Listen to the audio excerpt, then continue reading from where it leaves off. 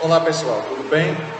Dando prosseguimento ao conteúdo do nono ano, nós chegamos aqui nos dois últimos itens, não é?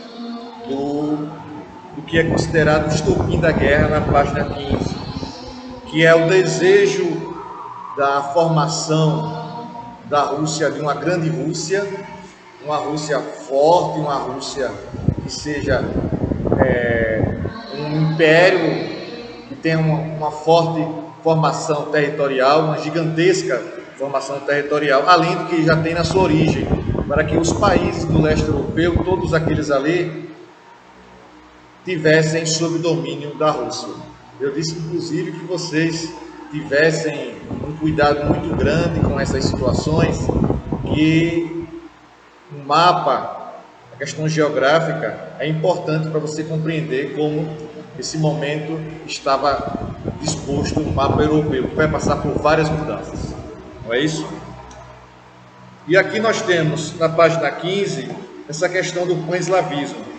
Foi um projeto político da Rússia, iniciado no século XIX, que visava estabelecer seu domínio político sobre os eslavos dos Balcãs, sem considerar as diferenças culturais e o idioma. Transformou o ideal nacionalista no patriotismo exagerado em volta do eslavismo. O Império Austro-Húngaro dominava boa parte desses territórios, o que foi motivo suficiente para a Rússia entrar na guerra ao lado da Inglaterra e da França. O outro item é o chamado pan-germanismo.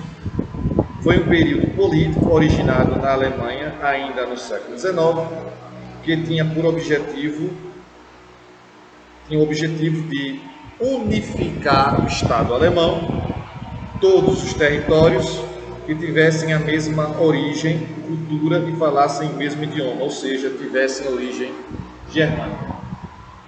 Na página 16, saindo da página 15 indo para a página 16, nós temos algumas atividades que vão, sem dúvida nenhuma, colaborar para o nosso conhecimento histórico da Primeira Guerra. Nós temos aqui a primeira questão. No fim do século XIX, apresentou-se uma nova sociedade mundial, sobretudo nas nações europeias. Nesse sentido, explique a Belle Époque. Resposta: surgiu na França aproximadamente nos anos de 1870, durou até o início da Primeira Guerra Mundial, foi um período foi um período de cultura cosmopolita, ou seja, que a cultura francesa vai se tornar referência para o mundo, vai ser aquela cultura que vai influenciar várias partes do mundo. Apresentou um cenário de desenvolvimento tecnológico com a chegada do telégrafo sem fio, do carvão e do avião. Ponto. Segunda questão. Dentre os vários fatores que elevaram a eclosão, o surgimento da Primeira Guerra Mundial, destacaram-se três. Comente-os. Não é? 3. A corrida armamentista, período em que as nações europeias invadiram a África e a Ásia. Nós já falamos sobre isso. Falamos que essa invasão, esse acordo que foi feito lá na Conferência de Berlim para a divisão dos países africanos e asiáticos que queriam vivenciar um novo processo de colonização no século XIX. Mas essa colonização, não é, também chamada de neocolonialismo, vai basicamente fazer com que os países europeus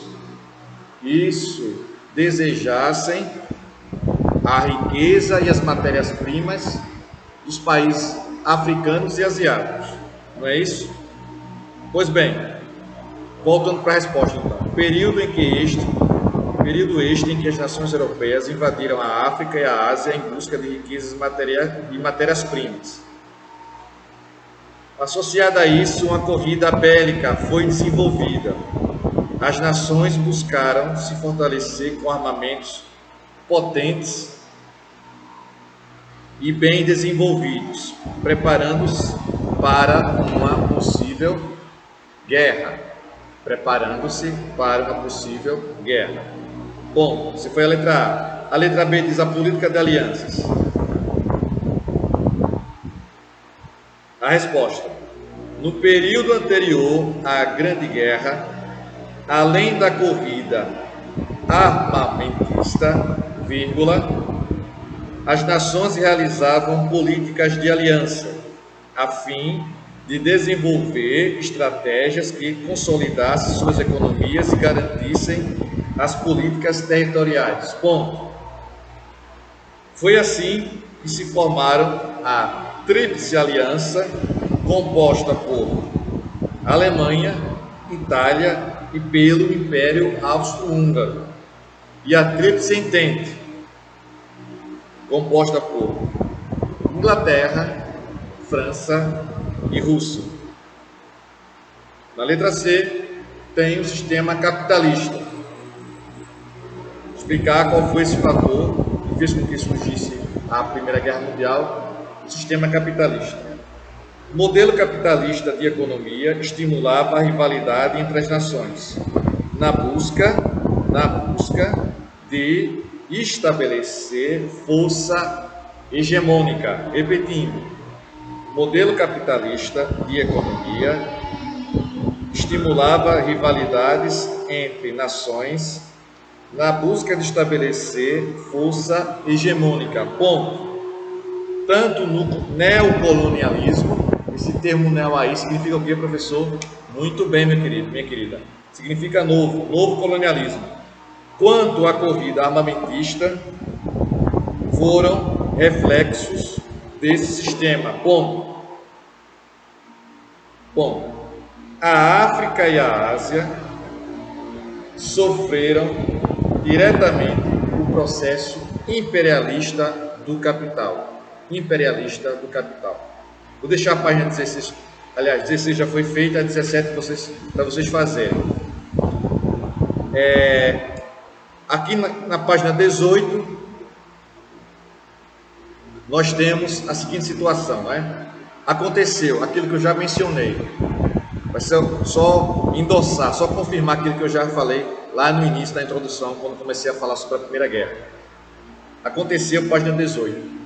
A Primeira Guerra Mundial é considerada pelos historiadores como uma das mais violentas, fruto das rivalidades, divergências e revanches entre as nações da Europa. Como em todo conflito, aspectos curiosos ocorrem, e não é diferente com a Grande Guerra. Mais uma vez, o esporte entra como uma das formas de mudar as relações tensionárias do mundo, nesse caso o futebol, que desde o século XIX já era praticado em países como Inglaterra e França. Surgiu então a figura de Jules Rimet, presidente da Federação de Futebol da França, que no Congresso da Federação Internacional de Futebol, a FIFA, lá nos anos 1914, tentou criar uma competição mundial pois pretendia celebrar a paz entre as nações. A guerra acabou acontecendo nesse mesmo ano, em 14, suspendendo qualquer tipo de esporte. Após anos mais tarde, Jules Rimet retomou seu projeto e acabou sendo aceito pela Federação Internacional, a FIFA. Dessa forma, a primeira Copa do Mundo foi organizada após a Primeira Guerra Mundial, em 1930, no Uruguai, mas sem a participação das principais nações que estavam envolvidas na Grande Guerra. O motivo era ainda a rivalidade entre elas e as dificuldades financeiras devido à crise econômica de 29, e o Uruguai tornou-se campeão. não é? Todos campeão uruguaio da Copa do Mundo de 1930. Isso é uma curiosidade que, vez por outra, o nosso livro traz. Tá bom? A Grande Guerra, o desenvolvimento desse conflito, em que aspectos vai ocorrer esse conflito que é tão violento, com um derramamento de sangue muito grande, e que alguns aspectos, suas características, o conflito da Primeira Guerra, ou chamada ainda de Grande Guerra, era chamada de Grande Guerra, tem características ainda do tempo medieval, ainda com muita utilização de armas brancas, de espadas e de facas, muita cavalaria, diferentemente do que vai ser a Segunda Guerra Mundial, que será uma guerra bem mais, muito mais, aliás, tecnológica. Tá bom? Espero ter compreendido, feito compreender o conteúdo da Primeira Guerra. Não terminou ainda, na próxima aula nós vamos concluir. Vamos falar sobre os tratados de paz, né? O Tratado de Versalhes, que finaliza a Primeira Guerra Mundial. Espero que vocês tenham compreendido. Um forte abraço a todos e até a próxima aula. Tchau, pessoal.